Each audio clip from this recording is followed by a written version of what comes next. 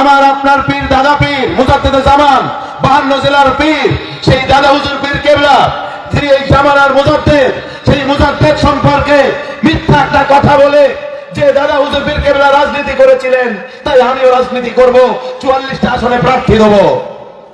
কিন্তু ব্রিটিশের আমল, ইংরেজের সময় 1939 সালে আমার আপনার পীর মুজাদ্দেদে জামান দাদা হুজুর পীর কেবলা সেদিন ইন্তেকাল করেছিল 1939 সালে। 1947 সালে আমাদের দেশ স্বাধীন হয়েছিল। তারপর 1952 সালে প্রথম লোকসভা এবং বিধানসভা নির্বাচন হয়, 1978 সালে পঞ্চায়েতের নির্বাচন হয়। তার আগে গ্রামে ইউনিয়ন বোর্ডের মাধ্যমে 47 সালের পরে ইউনিয়ন বোর্ডের মাধ্যমে গ্রাম পঞ্চায়েতের উন্নয়ন হতো। গান্ধীজির স্বপ্নের পঞ্চায়েত 1973 সালে আইন পাস হয়, 1978 সালে এই আইন কার্যকারী হয় এবং প্রথম পঞ্চায়েত ভোট হয়। তাহলে 1939 সালের আগে কোনো ভোট ছিল না। তাই ওই ভণ্ড প্রথমে একটা মিথ্যা কথা আমার আপনার পীর দাদা পীরের নাম করে একটা মিথ্যা দিয়ে শুরু করে।